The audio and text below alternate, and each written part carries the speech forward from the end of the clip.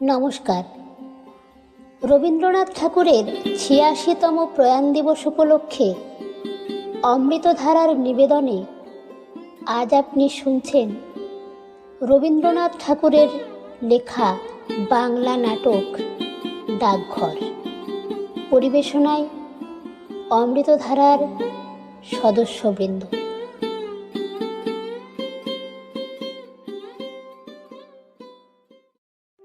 কবিরাজ মশাই, যখনও ছিল না তখন ছিলই না, কোনো ভাবনাই ছিল না। এখন ও কোথা থেকে এসে আমার ঘর জুড়ে বসলো। ও চলে গেলে আর এ ঘরই থাকবে না। আচ্ছা, আপনি কি মনে করেন? শাস্ত্রে বলছেন, পত্তি কান সন্নিপাত জান কভ বাত সমত প্রবাহ। এখন কি করতে হবে শুধু সেইটুকু বলে দিন। খুব সাবধানে রাখতে হবে। হ্যাঁ, সে তো ঠিক কথা, কিন্তু কি বিষয়ে সাবধান হতে হবে সেইটা তো স্থির করে দিয়ে যান। আমি তো পূর্বেই বলেছি, ওকে একেবারেই বাইরে বের করা যাবে না। দেখুন দেখুন, ও ছেলে মানুষ, ওকে দিন রাত ঘরের মধ্যে ধরে রাখা যে ভারী শক্ত। তা কি করবেন বলুন? এই শরৎকালের রৌদ্র আর বায়ু ওই বালকের পক্ষে দুই বিষবোধ। কারণ কিনা শাস্ত্রে বলা আছে, অপসারে জ্বরে কাশে কমলায়ং হলি মাকে। আপনার ওই শাস্ত্র থাক,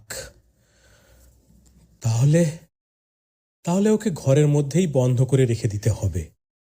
অন্য কোনো উপায় নেই। কিচ্ছু না। কারণ কি, পবনে তপনে চৈব।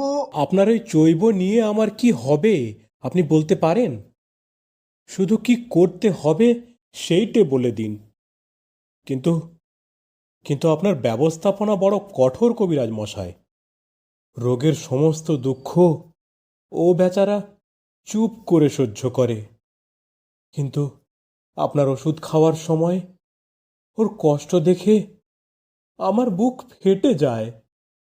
সেই কষ্ট যত প্রবল, তার ফলও তত বেশি। বুঝলেন না? আজ তাহলে উঠি দত্তমশাই।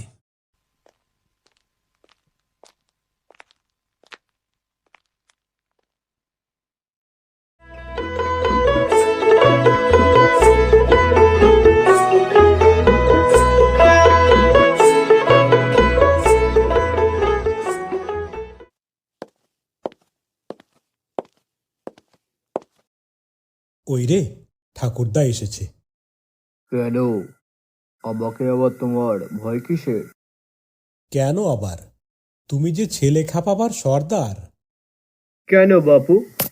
তুমি তো ছেলেও নও, তোমার ঘরে কোনো ছেলেও নেই, আর তোমার খেববার বয়সটাও গেছে। তাহলে তোমার ভাবনা কি? ঘরে যে ছেলে একটি এনেছি ভাই। সে কি রকম? আমার স্ত্রী পোষ্যপুত্র নেওয়ার জন্য ক্ষেপে উঠেছিল। সে তো অনেক দিন থেকেই শুনে আসছি। তা বাপু, তুমিই তো নিতে চাও না। জানোই তো ভাই, অনেক কষ্টে টাকা করেছি। কোথা থেকে পরের ছেলে এসে আমার বহু পরিশ্রমের ধন বিনা পরিশ্রমে ক্ষয় করতে থাকবে, সে কথা মনে করলেও আমার খারাপ লাগতো। কিন্তু এই ছেলেটিকে আমার যে কি রকম ভালো লেগে গিয়েছে। বেশ বেশ ভাই, তা বাপু, ছেলেটাকে পেলে কোথায়? আমার স্ত্রীর গ্রাম সম্পর্কে ভাইপো। ছোটবেলা থেকে বেচারার মা নেই, আবার সেদিন তার বাপও মারা গেছে। আহা হা হা হা হা। তবে তো আমাকে তার দরকার আছে। আর তার ওপর কবিরাজ বলেছে, তার ওইটুকু শরীরে একসঙ্গে বাত পিত্ত শ্লেষ্মা যেরকম প্রকোপিত হয়ে উঠেছে, তাতে তার আর বড় আশা নেই। এখন একমাত্র উপায়, তাকে কোনো রকমে শরতের রৌদ্র আর বাতাস থেকে বাঁচিয়ে ঘরে বন্ধ করে রাখা। বেশ বেশ, আমার কাজকর্মগুলো আমি একটু সেরে আসি, তারপর ওই ছেলেটার সাথে আমি ভাব জমিয়ে নেব, কেমন?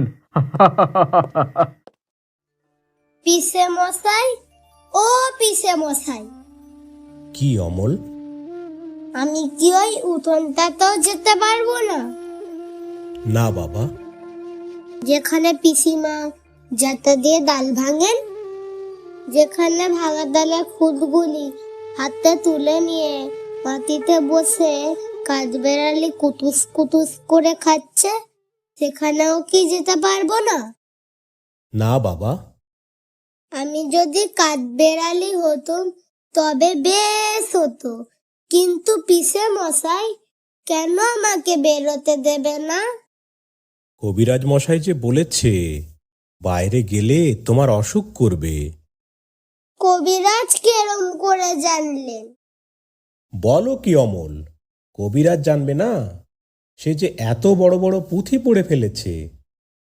পুঁথি পড়লেই কি সমস্ত জানতে পারে? বেশ বেশ, তাও তুমি জানো না। আমি যে পুঁথি কিছুই পড়িনি, তাই জানি না। দেখো, বড় বড় পণ্ডিতেরা সব তোমার মতো, তারা ঘর থেকে তো বেরোয় না। বেরোই না? না, কখন বেরোবে বলো? তারা বসে বসে কেবল পুঁথি পড়ে, আর কোনো দিকেই তাদের চোখ নেই। অমলবাবু, তুমিও বড় হলে পণ্ডিত হবে, বসে বসে এই এত বড় বড় সব পুঁথি পড়বে, আর সবাই দেখে আশ্চর্য হয়ে যাবে। না না পিসে মশাই, তোমার দুটি পায়ে পড়ি, আমি পণ্ডিত হব না। সে কি কথা বাবা? যদি পণ্ডিত হতে পারতুম তাহলে তো আমি বেঁচে যেতুম। আমি যা আছে সব দেখবো, কেবলই দেখে বেড়াবো। শোনো একবার কথা, দেখবে কি? আর দেখবার এত আছেই বা কি? আমাদের বাড়ির জানলার ধারে বসে সেই যে দূরে পাহাড় দেখা যায়, আমার ভারী ইচ্ছে করে পাহাড়টাকে পার হয়ে চলে যাই।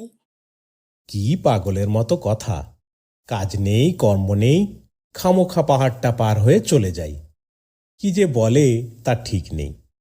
পাহাড়টা যখন মস্ত বেড়ার মতো উঁচু হয়ে আছে, তখন তো বুঝতে হবে যে ওটা পেরিয়ে যাওয়া বারণ। নইলে এত বড় বড় পাথর জড়ো করে এত বড় একটা কাণ্ড করার দরকার কি ছিল? পিসে মশাই, তোমার কি মনে হয় ও বারণ করছে? আমার ঠিক মনে হয় পৃথিবীতে কথা বলতে পারে, তাই অমন করে নীল আকাশের দিকে হাত তুলে ডাকছে। অনেক দূরের যারা ঘরের মধ্যে বসে থাকে, তারাও দুপুরবেলা একলা জানলার ধারে বসে সেই ডাক শুনতে পায়। পণ্ডিতরা বুঝি শুনতে পায় না? তারা তো আর তোমার মতো খ্যাপা নয়, তারা শুনতে চায়ও না। আমার মতো খ্যাপা? আমি কালকে একজনকে দেখেছিলুম। সত্যি নাকি? কিরকম শুনি? তার কাঁধে একটা বাঁশের লাঠি, লাঠির আগায় একটা পুতুলি বাঁধা, তার বাঁ হাতে একটা ঘটি। সে একজোড়া পুরনো নাগরা জুতো পরে এই পথ দিয়েই ওই পাহাড়ের দিকে যাচ্ছিল। আমি তাকে দেখে জিজ্ঞাসা করলুম, তুই কোথায় যাচ্ছ? সে বললে, আমি কাজ খুঁজতে যাচ্ছি।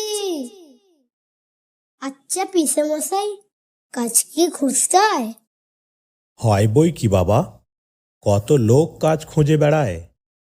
বেশ তো, আমিও তাদের মতো কাজ খুঁজে বেড়াবো। আর খুঁজে যদি না পাও? খুঁজে যদি না পাই, তাহলে আবার খুঁজবো। আচ্ছা আচ্ছা, বেশ বেশ, আগে তুমি ভালো হও, তারপরে তুমি। তারপরেই আমাকে পণ্ডিত হতে বললো না পিসে মশাই? আচ্ছা, তুমি কি হতে চাও বলো? এখন আমার কিচ্ছু মনে পড়ছে না। আচ্ছা, ভেবে বলবো।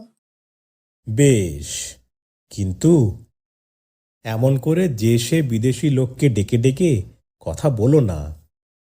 বিদেশি লোক আমার ভারী ভালো লাগে। যদি তোমাকে ধরে নিয়ে যেত? তাহলে তো বেশ হতো, কিন্তু কেউ আমাকে নিয়ে যায় না, সবাই এখানে বসিয়ে রেখে দেয়। আমার কাজ আছে বাবা, আমি চললুম। কিন্তু দেখো বাবা, বাইরে যেন বেরিয়ে যেও না। যাব না, কিন্তু পিসে মশাই, আমি ওই রাস্তার ধারের ঘরটায় চুপটি হয়ে বসে থাকবো।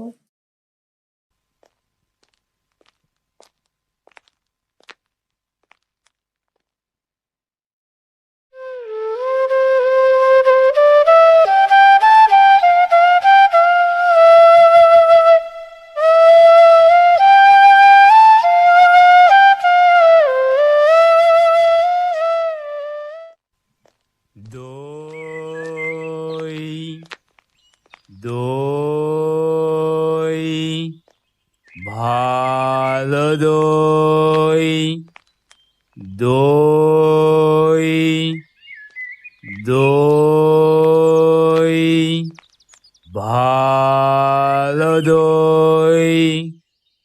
দইওয়ালা, ও দইওয়ালা! ডাকছো কেন? দই কিনবে? কেমন করে কিনবো? আমার তো পয়সা নেই। বাহ, কিনবে না তো বেলা বইয়ে দাও কেন বাবু? আমি যদি তোমার সঙ্গে চলে যেতে পারতুম তো যেতুম।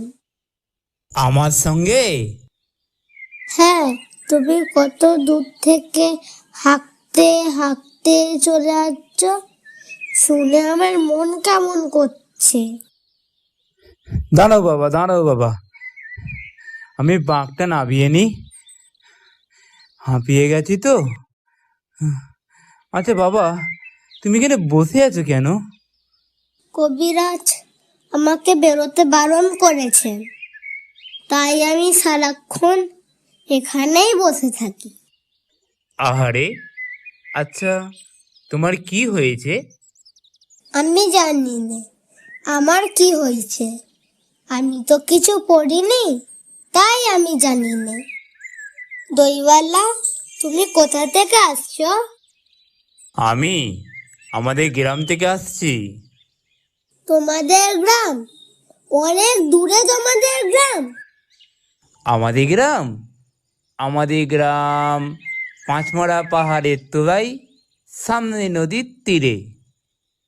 পাঁচমোড়া পাহাড়, শ্যামলী নদী, বোধহয় তোমাদের গ্রাম দেখেছি, কিন্তু কবে দেখেছি সেটা আর আমার মনে পড়ে না। আমাদের গ্রাম দেখেছো?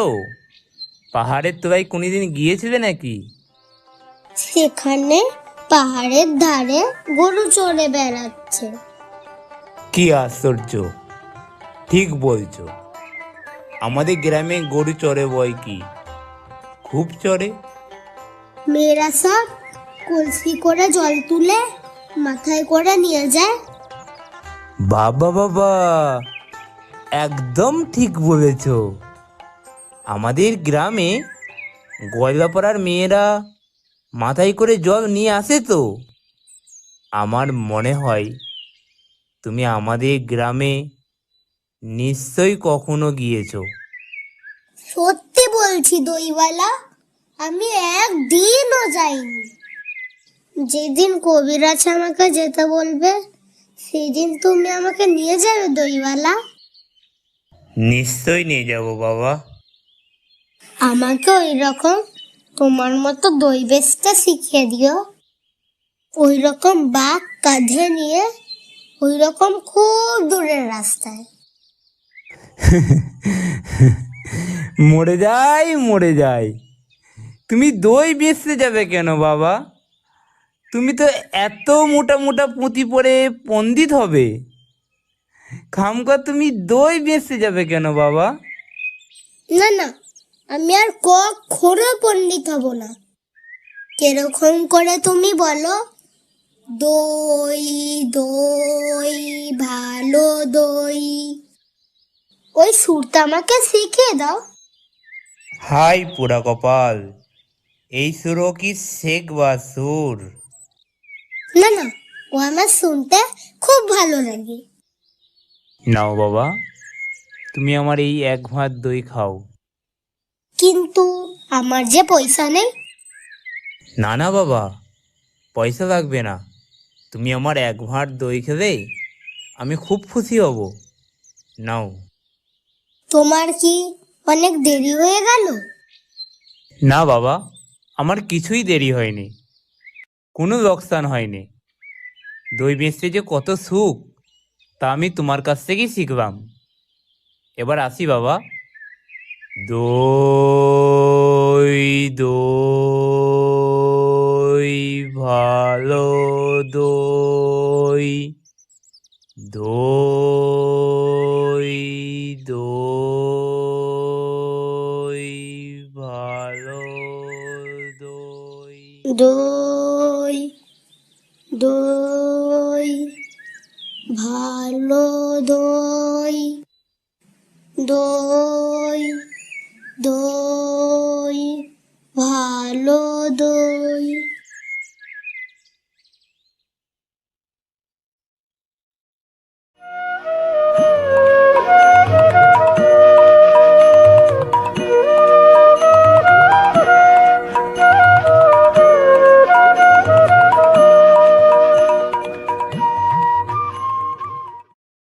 ওই যে প্রহরী পাইচারি করছে। প্রহরী, ও প্রহরী, একটিবার শুনে যাও না প্রহরী। কি হলো? ডাকাডাকি করছো কেন? আমাকে ভয় করো না তুমি? কেন? কেন ভয় করবো তোমাকে? যদি তোমাকে ধরে নিয়ে যাই? কোথায় নিয়ে যাবে আমাকে? অনেক দূরে, ওই পাহাড় পেরিয়ে? একেবারে রাজার কাছে যদি নিয়ে যাই?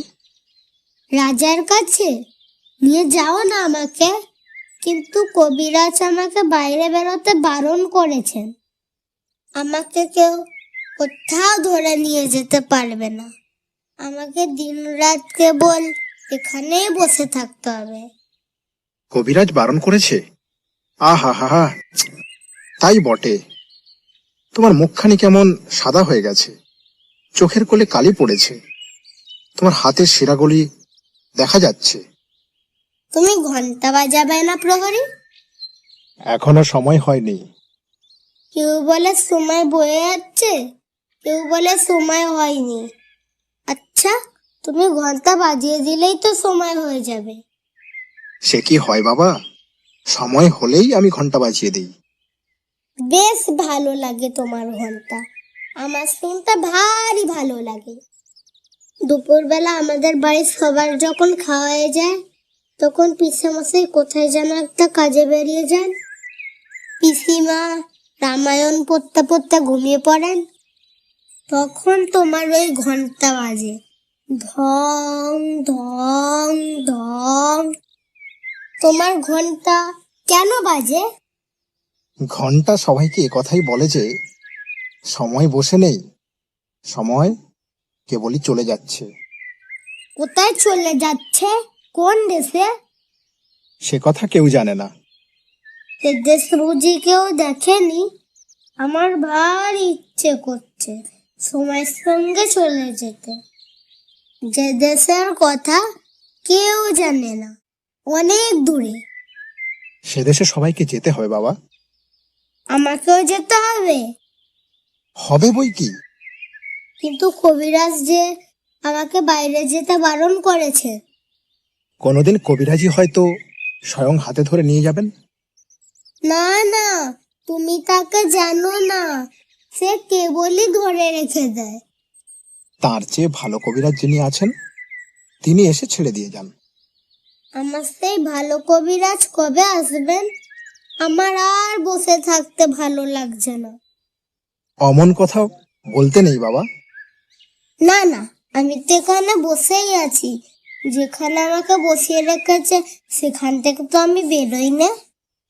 কিন্তু তোমার ওই ঘন্টা বাজে ঢং ঢং ঢং, শুনে আমার মন কেমন করে। আচ্ছা, ওই পুরো বাড়িটাতে যে নিশান উড়িয়ে দিয়েছে, ওইখানে লোক আসছে যাচ্ছে আসছে যাচ্ছে। ওইখানে কি হয়েছে? ওখানে ওখানে ডাকঘর বসেছে। ডাকঘর? কার ডাকঘর? ডাকঘর আবার কার হবে? রাজার ডাকঘর। এই ছেলেটা তো ভারী মজার। রাজার ডাকঘরে রাজার কাছ থেকে সব চিঠি আসে? আসে বই কি, দেখো একদিন তোমার নামেও চিঠি আসবে। আমার নামেও চিঠি আসবে? আমি তো ছেলে মানুষ। ছোটদেরকে তিনি এই এতটুকু ছোট্ট ছোট্ট চিঠি লেখেন। বেশ হবে। আমি কবে চিঠি পাবো? আর উনি যে আমাকে চিঠি লিখবেন, তুমি কেরম করে জানলে? তা নইলে তোমার এই জানালার সামনে এত বড় সোনালি নিশান উড়িয়ে উনি ডাকঘর খুলতে যাবেন কেন? ছেলেটাকে আমার বেশ লাগছে। রাজার কাছ থেকে আমার চিঠি এলে আমাকে কে এনে দেবে? কেন? রাজার যে অনেক ডাকঘর করা আছে, শোনোনি? তারা মুখে গোল গোল তকমা পরে ঘুরে বেড়ায়। আচ্ছা, কোথায় তারা ঘোরে? ঘরে ঘরে, দেশে দেশে। ছেলেটার প্রশ্ন শুনলে হাসি পায়। বড় হলে আমি রাজার ডাকঘর করা হব। ডাকঘর করা, সে তো ভারী কঠিন কাজ। রোদ নেই, বৃষ্টি নেই, বড় লোক নেই, গরিব নেই, শুধু ঘুরে বেড়ানো ঘরে ঘরে, দেশে দেশে। সে ভারী জব্বর কাজ। তুমি হাসছো কেন? আমার সকলের থেকে ওই কাজটাই ভালো লাগছে। না না, তোমার কাজটাও ভালো। দুপুর বেলা যখন রোদ্দুর ঝা ঝা করে, তখন ঘন্টা বাজে ঢং ঢং ঢং। আবার এক একদিন রাত্রে বিছানায় জেগে উঠতে দেখি ঘরের প্রদীপ নিভে গেছে। বাইরের কোন অন্ধকার থেকে ঘন্টা বাজছে ঢং ঢং ঢং। ওই যে মোড়ল আসছে, আমি বরং এখন যাই। হ্যাঁ, ও যদি দেখে আমি তোমার সঙ্গে গল্প করছি, তখন ও আবার ঝামেলা বাঁধাবে। কই মোড়ল? কই কই? ওই যে, ওই দূরে দূরে, মাথায় একটা গোলপাতার ছাতি। ওকে বুঝি রাজা মোড়ল করে দিয়েছে? না না, ও আপনিই মোড়লি করে, কেউ ওকে মোড়ল করে দেয়নি। সবার সঙ্গে শত্রুতা করে আপনার ব্যবসা চালায়। যে ওকে না মানে তাকে ও খুব হম্বিতম্বি করে, তাই সবাই ওকে মেনে চলে। বুঝেছো? ঠিক আছে, আমি এখন আসি। কাল আবার এসে তোমাকে শহরের সমস্ত খবর শুনিয়ে যাব, কেমন?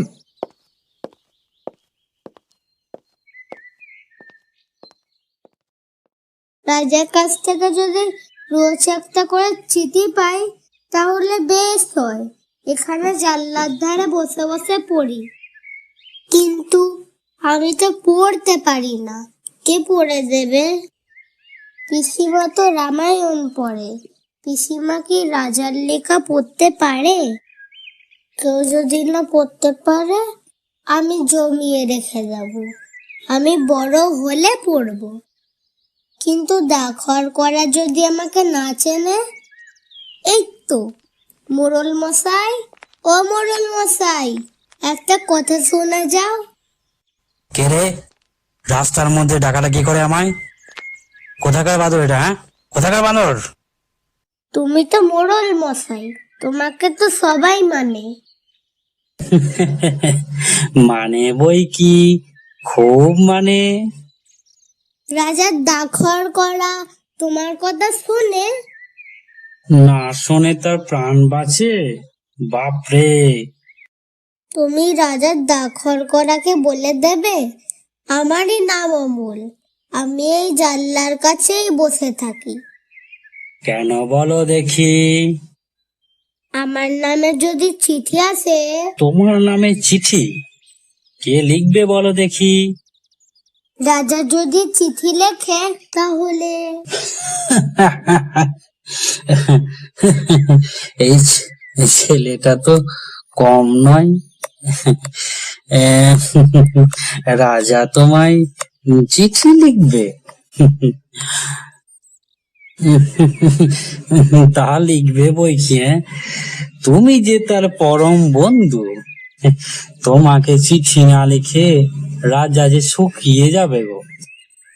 উম, কদিন তোমার সঙ্গে দেখা না হয়ে রাজা যে শুকিয়ে যাচ্ছে খবর পেয়েছি। এই চিঠি দেখো, আজ আসে বই কালই আসে।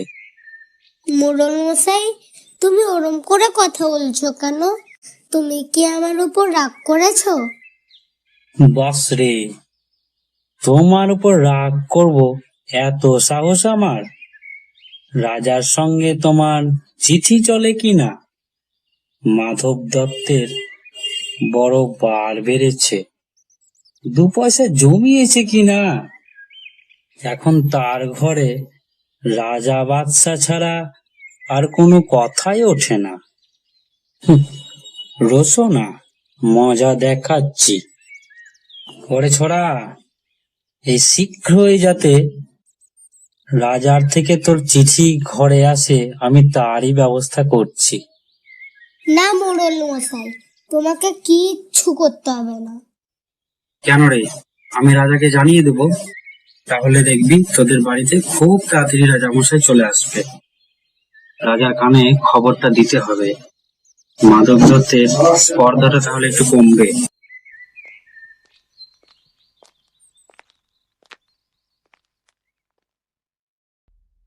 কে তুমি? মল ঝমঝম করতে করতে চলেছ? একটু দাঁড়াও না ভাই। আমার কি দাঁড়াবার জো আছে? বেলা যে বয়ে যায়। তোমার দাঁড়াতে ইচ্ছে করছে না? আমারও আর বসে থাকতে ইচ্ছে করছে না। তোমাকে দেখে মনে হচ্ছে যেন সকালবেলাকার তারা। তোমার কি হয়েছে বলো তো? জানি না কি হয়েছে, কিন্তু কবিরাজ আমাকে বাইরে বেরোতে বারণ করেছেন। আহা, তবে বেরিও না। কবিরাজের কথা মেনে চলতে হয়, দুরন্তপনা করতে নেই, না হলে লোকে দুষ্টু বলে। বাইরের দিকে তাকিয়ে তোমার মন ছটপট করছে, তাহলে আমি এই আধখানা জানলা বন্ধ করে দিই। না না, বন্ধ করো না। এখানে আমার সব কিছুই বন্ধ, শুধু এইটুকুই খোলা। তুমি কে বলো না? আমি তো তোমাকে চিনি না। আমি সুধা। সুধা? জানো না, আমি এখানকার মালিনীর মেয়ে।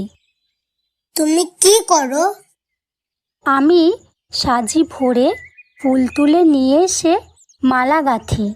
এখন আমি ফুল তুলতে চলেছি। ফুল তুলতে চলেছ? তাই তোমার পা দুটি অমন খুশি হয়ে উঠেছে।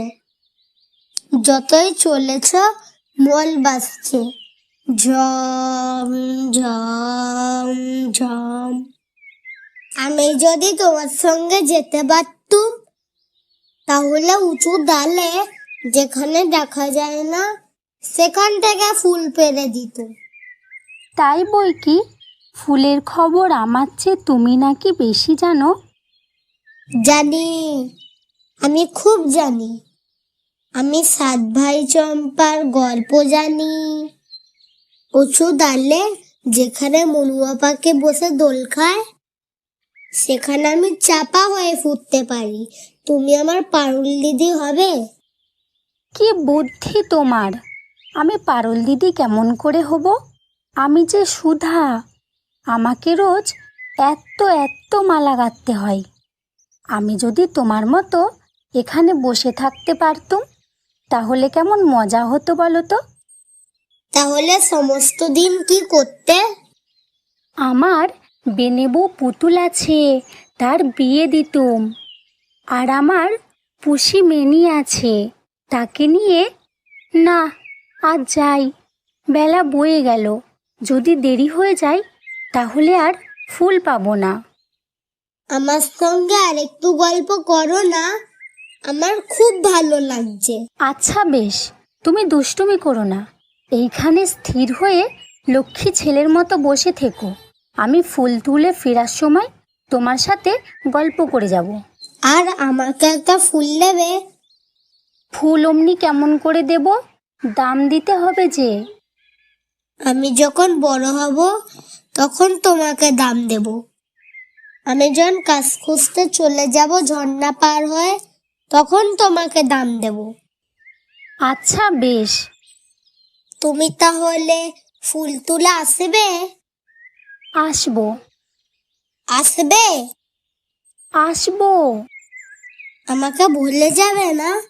আমার নাম অমল, মনে থাকবে তো তোমার? না, ভুলবো না, দেখো ঠিক মনে থাকবে।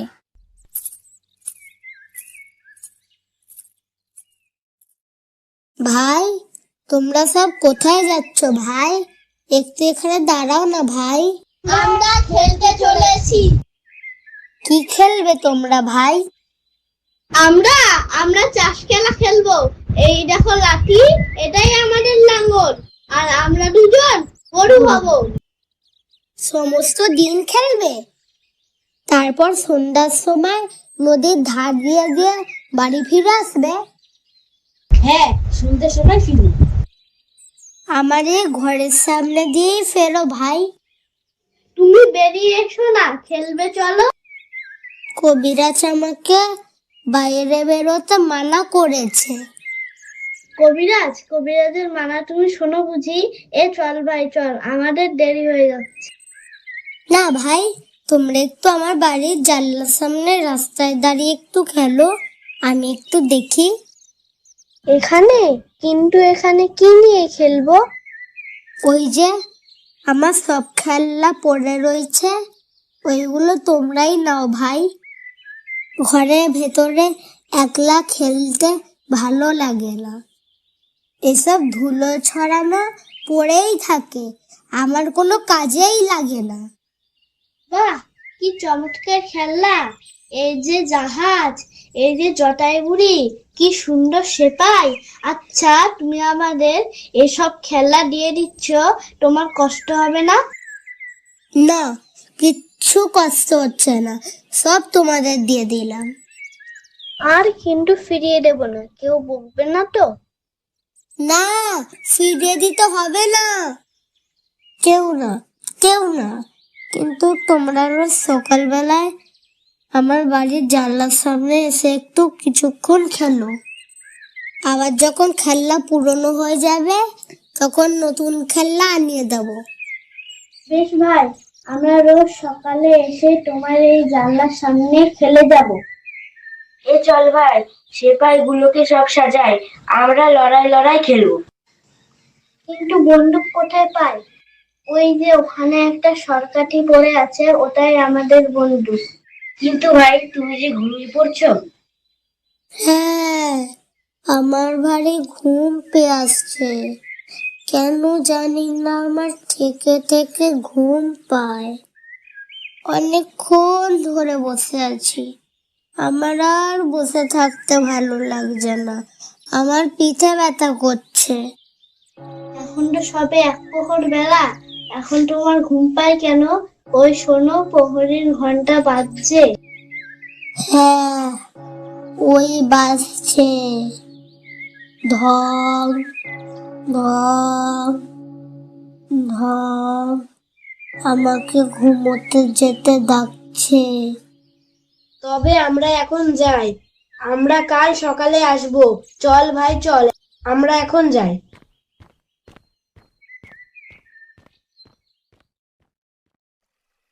পিসেমশাই, আজ আর সেই জানলার কাছেও যেতে পারবো না, কবিরাজ বারণ করেছে।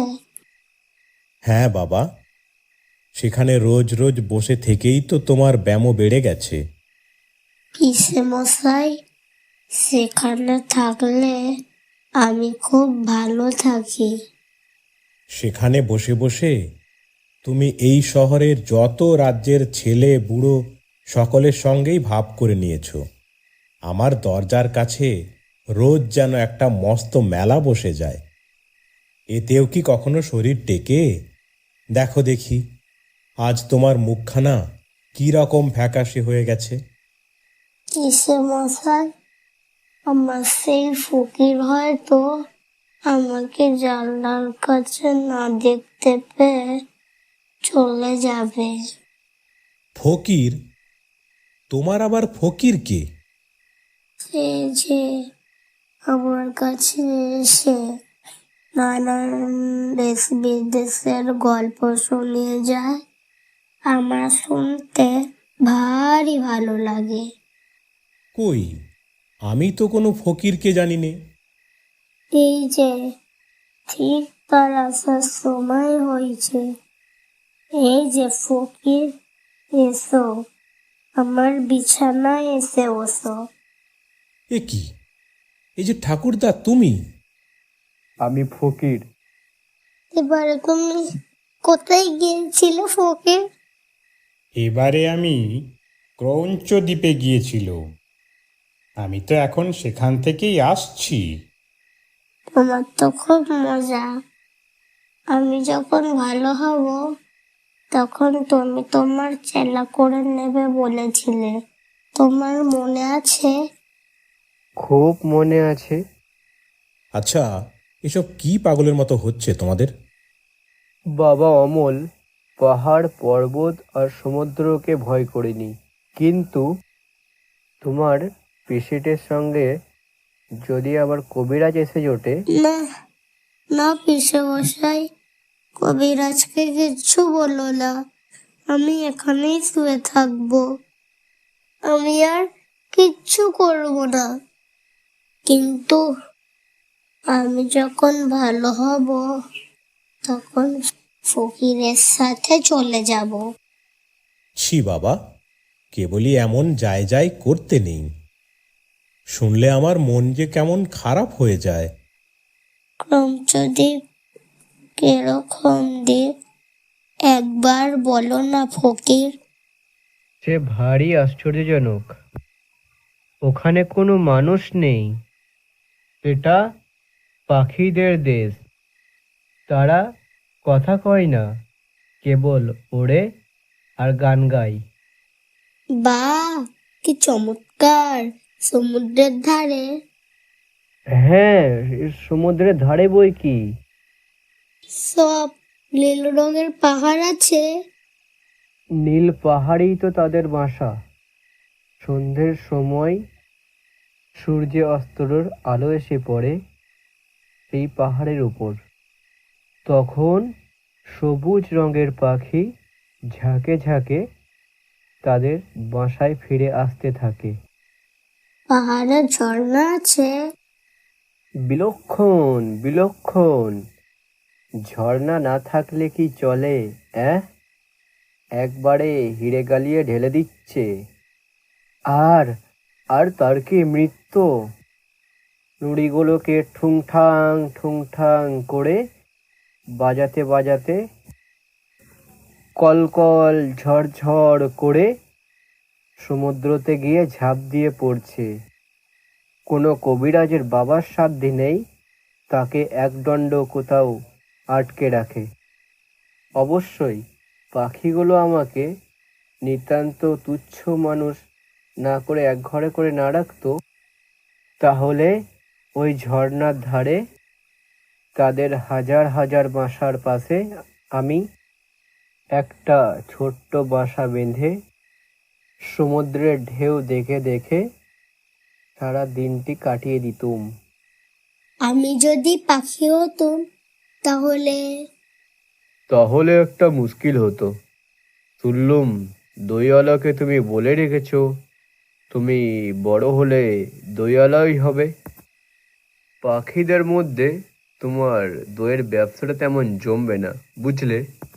বরঞ্চ ব্যবসাটা তোমার লুস্কানি হবে।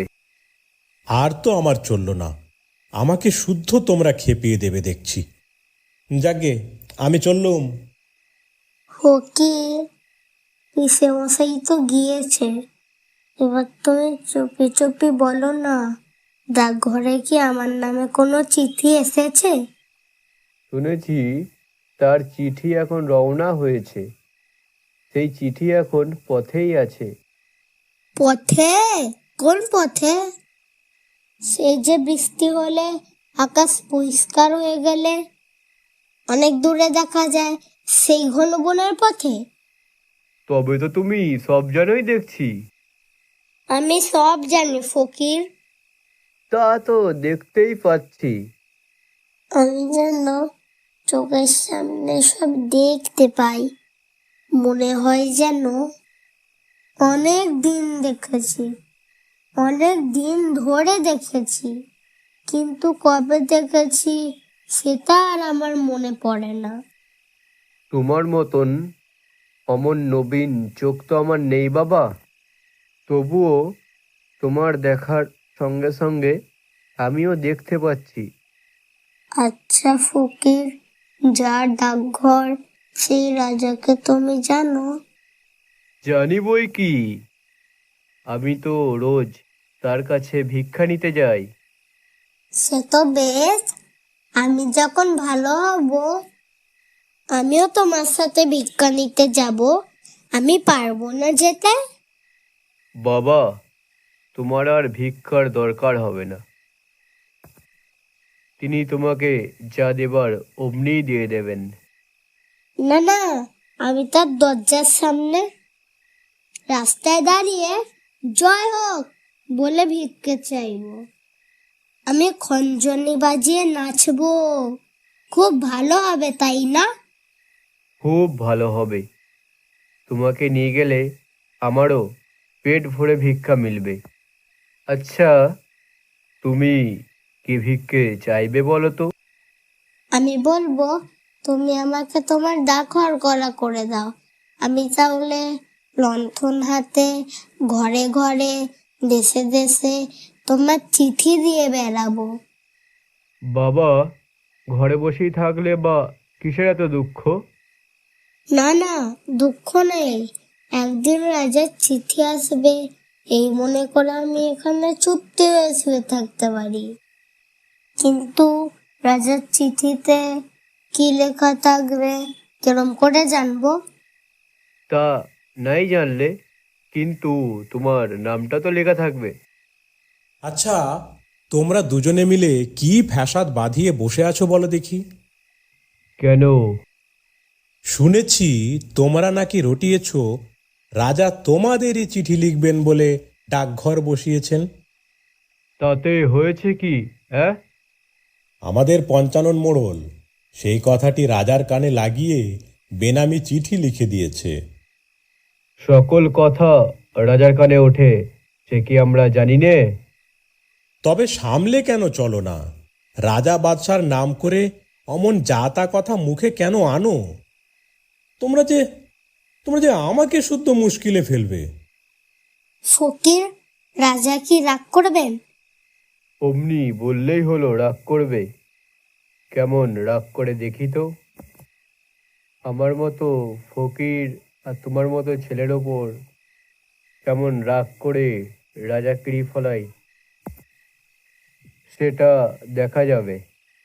দেখো ফকির, আজ সকাল থেকে কেমন যেন থেকে থেকে আমার চোখের উপর সব অন্ধকার হয়ে আসছে।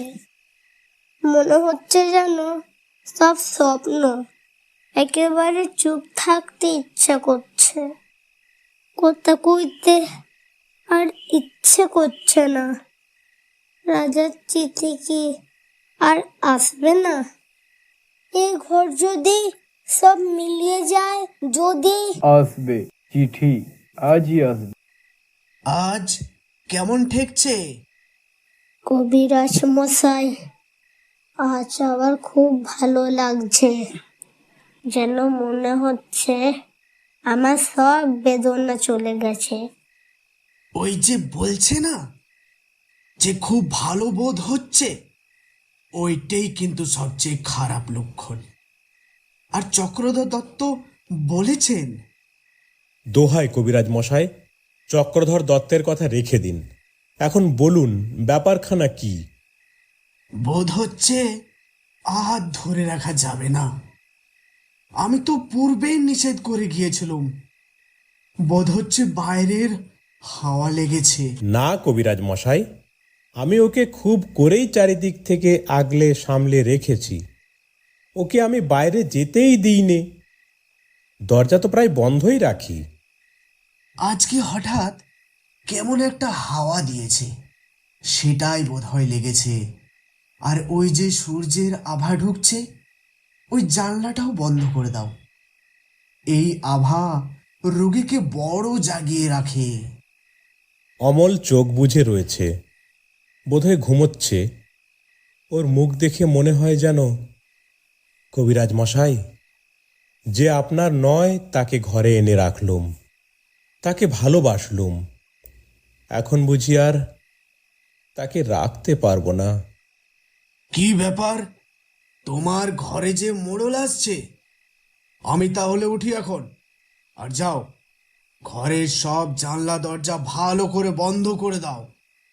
কিরে ছোড়া, আরে আরে চুপ! না ফকির, তুমি কি ভাবছো আমি ঘুমিয়ে পড়েছি? না, আমি ঘুমোইনি, আমি সব শুনতে পাচ্ছি। ওহে মাধব দত্ত, আজকাল তোমাদের খুব বড় বড় লোকের সঙ্গে সম্বন্ধ। বলেন কি মোড়ল মশাই, এমন পরিহাস করবেন না, আমরা নিতান্তই সামান্য লোক। তোমাদের এই ছেলেটি রাজার চিঠির জন্য যে অপেক্ষা করে আছে। ও ছেলে মানুষ, ও পাগল, ওর কথা কি ধরতে আছে? না না, এতে আশ্চর্যের কি আছে? তোমাদের মতো এমন যোগ্য ঘর রাজা পাবেন কোথায়? সেই জন্য দেখছো না, তোমাদের জানলার সামনেই রাজার নতুন ডাকঘর বসেছে। পরে ছোড়া, তোর নামে রাজার নতুন চিঠি এসেছে যে রে। সত্যি? এ কি সত্যি না হয়ে যায়? তোমার সঙ্গে যে রাজার বন্ধুত্ব,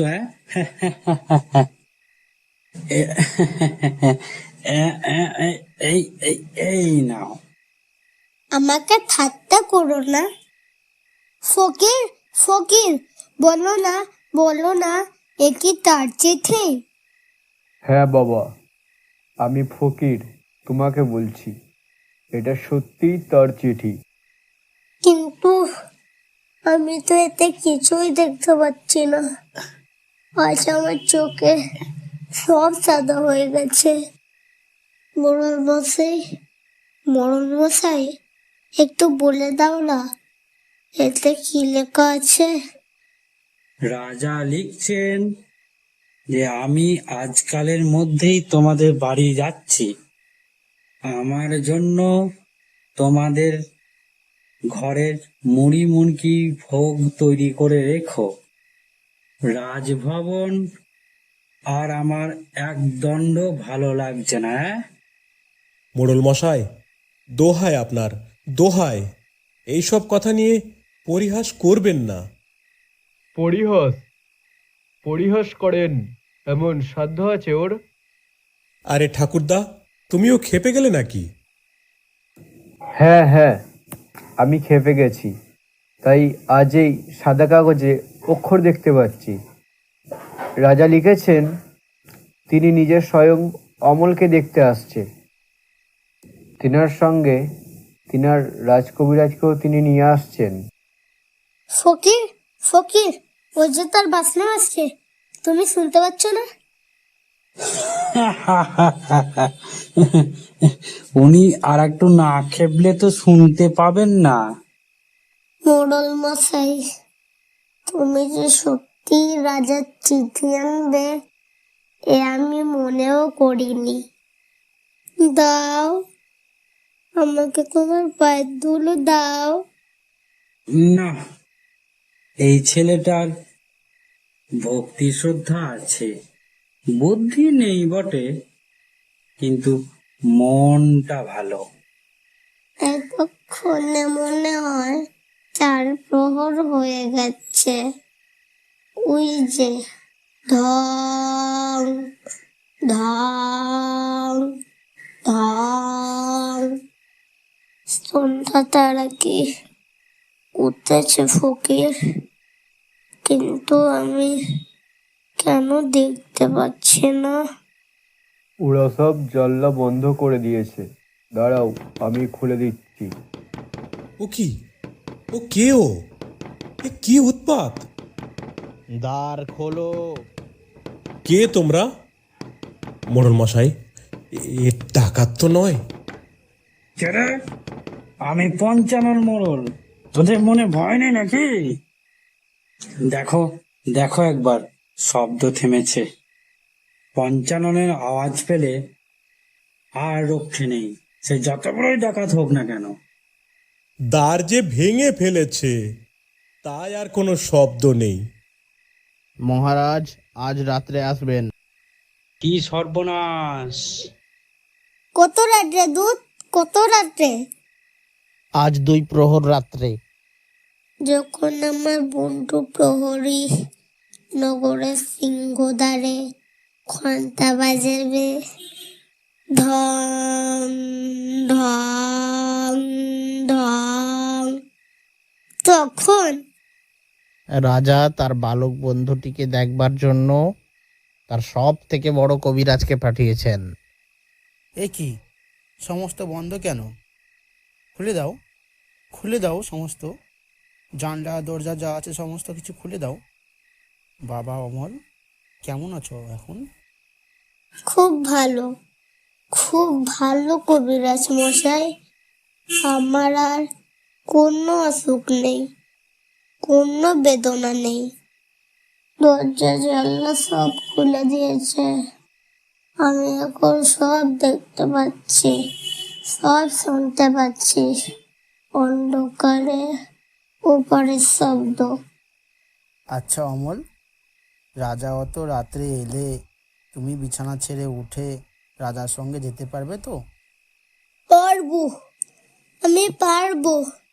বেরোতে পারলে আমি বাঁচি।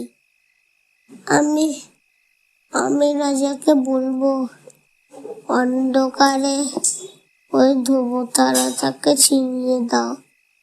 বাবা, রাজা তোমাকে ভালোবাসেন, তাই তিনি স্বয়ং আজ আসছেন। তার কাছে কিছু প্রার্থনা করো। হ্যাঁ, আমাদের অবস্থা তো ভালো নয়, জানো তো সবই। সে আমি সব ঠিক করে রেখে দিয়েছি পিসে মশাই। সে তোমার কিচ্ছু চিন্তা নেই। তা কি ঠিক করেছো বাবা? আমি চাইবো তিনি যেন আমাকে তার ঘরের হরকড়া করে দেন। তাহলে দেশে দেশে ঘরে ঘরে তার চিঠি বিলি করে বেড়াবো। হায় আমার কপাল! পিসে মশাই, রাজা আসবে, তার জন্য কি ভোগ তৈরি করে রাখবে? তিনি বলে দিয়েছেন তোমাদের এখানেই তার মুড়ি মুড়কির ভোগ হবে। মুড়ি মুড়কি? মুড়ি মশাই, তুমি তো বলেছিলে তুমি রাজার সব খবর জানো, কিন্তু আমরা তো কিছুই জানতাম না। কাউকে যদি আমার বাড়িতে পাঠিয়ে দাও তাহলে রাজার জন্য ভালো ভালো খাবার। কোনো দরকার নেই, এবার তোমরা স্থির হও, ওর ঘুম এসেছে। ঠাকুরদা, ঠাকুরদা, তুমি ওরকম মূর্তির মতো হাত জড়ো করে নীরব হয়ে বসে আছো কেন? কেন ঠাকুরদা, কেন? আমার কিরকম ভয় হচ্ছে। এ যা দেখছি, এসব কি ভালো লক্ষণ? এরা আমার ঘর অন্ধকার করে দিচ্ছে কেন? হ্যাঁ, অন্ধকার করে দিচ্ছে কেন আমার ঘর? তারার আলোয় আমার কি হবে ঠাকুরদা? ঠাকুরদা! চুপ করো অবিশ্বাসী, কথা কইও না। অমল, অমল, ও ঘুমিয়ে পড়েছে। ও কখন জাগবে? যখন রাজা এসে ডাকবে তখন জাগবে। আমি যে ওর জন্য ফুল এনেছি, ওর হাতে কি দিতে পারবো না? দাও, তোমার ফুল দাও। তখন তোমরা ওকে একটি কথা কানে কানে বলে দেবে। কি বলবো? বলো যে সুধা তোমাকে ভোলেনি, সুধা তোমাকে ভোলেনি, সুধা তোমাকে ভোলেনি।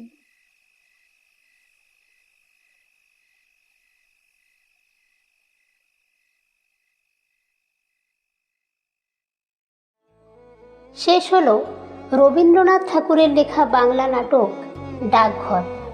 এই নাটকের বিভিন্ন চরিত্রে যারা অভিনয় করেছেন তারা হলেন কবিরাজ মন্টু বাউরি, রাজ কবিরাজ নূর আলম, রাজদূত শিবা চক্রবর্তী, দইওয়ালা আলাউদ্দিন মল্লিক, প্রহরী সুমন বেরা, মুড়ল মান্তু দাস। ছোট বাচ্চাদের ভূমিকায় যারা অভিনয় করেছেন তারা হলেন যিশু চক্রবর্তী ও মানব বিশ্বাস, ঠাকুরদা মতিহার রহমান, মাধব দত্ত, মিলন মান্ডি, সুধা আলপনা টুডু এবং অমলের ভূমিকায় অভিনয় করেছেন ময়ূরাক্ষ মণ্ডল। সাউন্ড ডিজাইনিং ও স্পেশাল এফেক্টসে মিলন মান্ডি, পোস্টার ডিজাইন শিবা চক্রবর্তী, পরিচালনা ও নির্দেশনা সুমিত্রা গড়াই।